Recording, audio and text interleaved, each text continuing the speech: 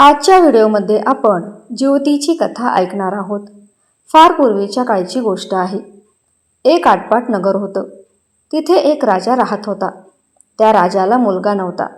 त्यामुळे राजा खूप दुःखी होता. तेव्हा राणीनं एका सुईणीला बोलावून आणलं. राणी तिला म्हणाली, अगं सुईणी, मला नाळेवारीसुद्धा एक मुलगा गुपचूप आणून दे. मी तुला पुष्कळ धन दौलत देईन. सुईणीने ही गोष्ट लगेच कबूल केली. तिला देखील धन दौलताची आशा लागली होती.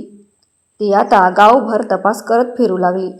बराच तपास केल्यानंतर तिला कळले की गावात एक गरीब ब्राह्मणाची बायको गर्भवती राहिली आहे. तेव्हा ती स्वयं तिच्या घरी गेली आणि तिला म्हणू लागली, बाई, तू खूप गरीब आहेस. तुझं बाळंतपणाचं पोट दुखू लागलं तेव्हा मला कळव.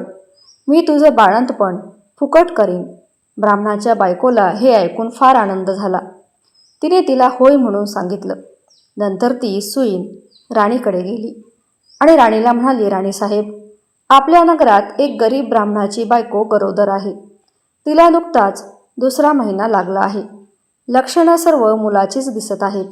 तेव्हा आपल्या घरापासून जो तिथपर्यंत काही कळणार नाही असे एक गुप्त भुयार तयार करावं. आपल्याला दिवस गेल्याची अफवा उठवावी. मी तुम्हाला नाळेवारीचा मुलगा आणून देईन. हे सर्व ऐकल्याबरोबर राणीला खूप आनंद झाला आणि जसजसे दिवस होत गेले त्याप्रमाणे तिने डोहाळेचे डंब केले. राणीने पोट मोठे दिसण्याकरता त्याच्यावर लुगड्याच्या घड्या बांधल्या. भुयार तयार केलं. 9 महिने भरताच बाळंतपणाची तयारी केली.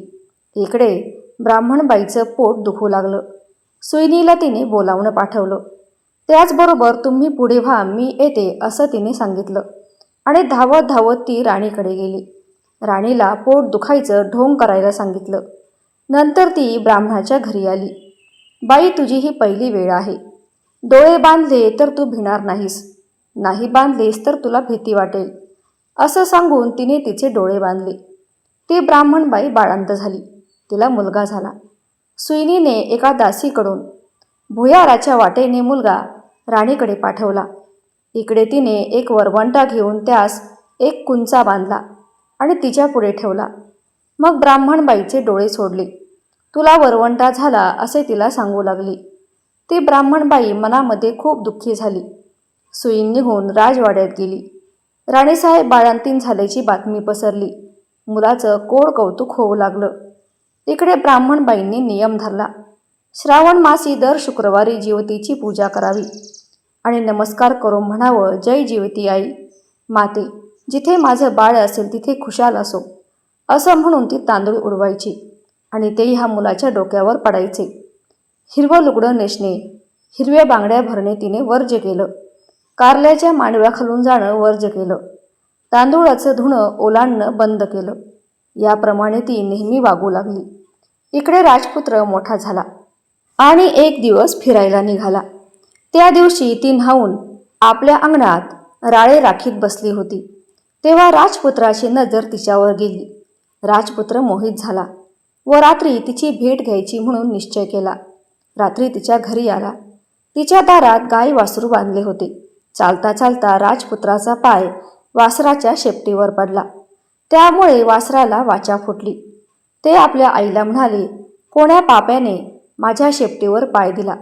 तेव्हा ती आई म्हणाली, जो आपल्या आईकडे जाण्यास भीत नाही तो तुझ्या शेपटीवर पाय द्यायला निर्भर आहे. आणि हे ऐकून राजपुत्र मागे परतला आणि घरी येऊन आपल्या आईकडून काशीला जाण्याची परवानगी घेतली. तो काशीला जाऊ लागला. जाता जाता थकल्यामुळे एका ब्राह्मणाच्या इथे उतरला. तो ब्राह्मण खूप दुःखी होता. त्या ब्राह्मणाला पुष्कळ मुलं होत होती, पण ती 5वीच्या 6वीच्या दिवशी मरण पावत असत. त्या दिवशी मात्र चमत्कार झाला. 5वीचा दिवस होता. राजपुत्र दारात निजला होता. सटवाई रात्री आली आणि म्हणू लागली, कोण ग मेलं वाटेत पसरलं आहे. तेव्हा ज्योती उत्तर देते, अगं माझं ते नवसाचं बाळ निजलं आहे. मी काही त्याला तुला ओलांडू देणार नाही. मुलगा आज जाणार म्हणून त्या मुलाचे आईबाप चिंता करत बसले होते. त्यांनी हा संवाद ऐकला. इतक्यात उत्तर रात्र झाल्यावर ब्राह्मणाने येऊन राजपुत्राचे पाय धरले. तुमच्यामुळे आमचा मुलगा जगला. आजचा दिवस मुक्काम करा अशी विनंती केली. राजपुत्रानेही ती मान्य केली. त्या रात्री ज्याप्रमाणे प्रकार झाला तसाच दुसऱ्या रात्री देखील झाला. आता ब्राह्मणाचा मुलगा वाचला होता.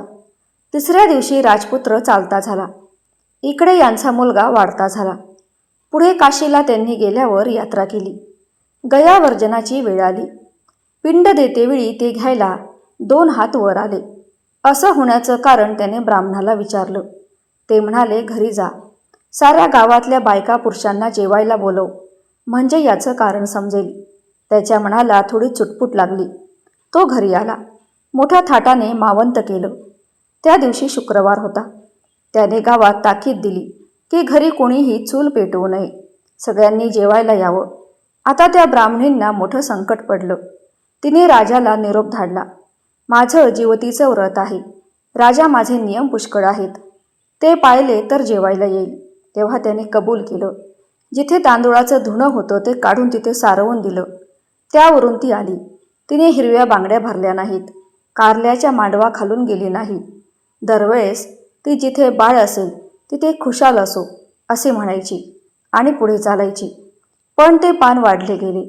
मोठा थाट झाला. राजपुत्राने तूप वाढायला घेतलं. वाढता वाढता ज्या पंक्तीत ब्राह्मण स्त्री बसली होती तो तिथे आला. तूप वाढू लागला. त्यावेळी ईश्वरी चमत्कार झाला.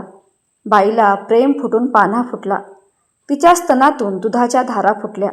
त्या ह्याच्या तोंडात उडाल्या. तो हातची तपेली ठेवून रुसून जाऊन बसला. खूप प्रयत्न करून झाले, पण काही केल्या तो उठेना. तेव्हा आई तिथे गेली. त्याची समजूत करू लागली. तो म्हणाला, असं होण्याचं कारण काय? तेव्हा तिने सांगितलं, ती तुझी खरी आई आहे. मी तुझी मानलेली आई आहे. असं सांगून सर्व हकीकत तिने त्याला सांगितली. आता त्याला सत्य कळल्यावरती त्याचा राग गेला. तो तिथे कार्यक्रमाला आला. नंतर भोजनाचा समारंभ झाला. नंतर त्याने आपल्या आईबापाला आपल्या राजवाड्या शेजारीच राजवाडा बांधून दिला. त्यानंतर तो आनंदाने राज्य करू लागला. तर जशी जिवती माता तिला प्रसन्न झाली तशी तुम्हा आम्हा हो, ही 60 उत्तराची कहाणी 5 उत्तरी सफळ संपूर्ण. जिवती ही मुख्यतः लहान मुलांची जीवनदायिनी देवी आहे. श्रावण महिन्यात दर शुक्रवारी जिवती पूजन हे व्रत केलं जातं. जिवती या व्रताची देवता आहे जिवती आई. ही लहान मुलांचे रक्षण करणारी देवी आहे. श्रावण महिन्याच्या पहिल्या शुक्रवारी भिंतीवर गंधाने जिवतीचे चित्र काढून किंवा जिवतीचे छापील चित्र लावून स्त्रिया त्याची पूजा करतात. शुक्रवारी घरामधील सर्व लहान मुलांचे औक्षण करून जिवती आईला त्यांचे रक्षण करावे अशी मनोभावे प्रार्थना केली जाते. श्रावणी शुक्रवारी जिवती पूजन हे अनेक घराण्याच्या कुलधर्म किंवा कुळाचाराप्रमाणे राहील. श्रावणातल्या शुक्रवारी कुलदेवीची व देवी लक्ष्मीची आराधना करून सवाष्णींना पुरणाचे भोजन व हळद कुंकू, फुले, पाने व सुपारीसह दक्षिणा देऊन त्यांचा सत्कार केला जातो. श्रावणातल्या 4ही शुक्रवारी जिवतीची पूजा करतात. या दिवशी संध्याकाळी फुटाणे आणि गुळाचा नैवेद्य दाखवून आरती करतात. ही पूजा संतती रक्षणार्थ मानली जाते. आता आपण शुक्रवारची कथा पाहूयात. आटपाट नगर होतं. तिथे एक गरीब ब्राह्मण राहत होता. तो दारिद्र्याने फार पिडला होता. त्याची बायको शेजारणीच्या घरी एके दिवशी बसायला गेली. आपल्या गरिबीचं गाणं तिला सांगू लागली. शेजारणीने तिला शुक्रवारचं व्रत करायला सांगितलं. ती म्हणाली, बाई, शुक्रवारचं व्रत कर. हे शुक्रवार तू श्रावणापासून धर. सारा दिवस उपवास कर. संध्याकाळी सवाष्णीला बोलव. तिचे पाय धु. तिला हळद कुंकू दे. तिची ओटी भर. साखर घालून दूध प्यायला दे. भाजलेल्या हरभऱ्याची खिरापत दे. नंतर आपण जेवावं. याप्रमाणे वर्षभर करून नंतर त्याचे उद्यापन कर, असं तिला सांगितलं. ती घरी आली. देवाची प्रार्थना केली व शुक्रवारचं व्रत करू लागली. त्याच गावात तिचा भाऊ राहत होता. तो एके दिवशी सहस्र भोजन घालू लागला. त्याने साऱ्या गावाला आमंत्रण केलं. आपल्या बहिणीला काही बोलावलं नाही. ती गरीब आहे. तिला बोलावलं तर लोक हसतील असं त्याला वाटत होतं. पुढे दुसऱ्या दिवशी भावाकडे ब्राह्मणाचे थवेच्या थवे येत आहेत. पोटभर जेवत आहेत.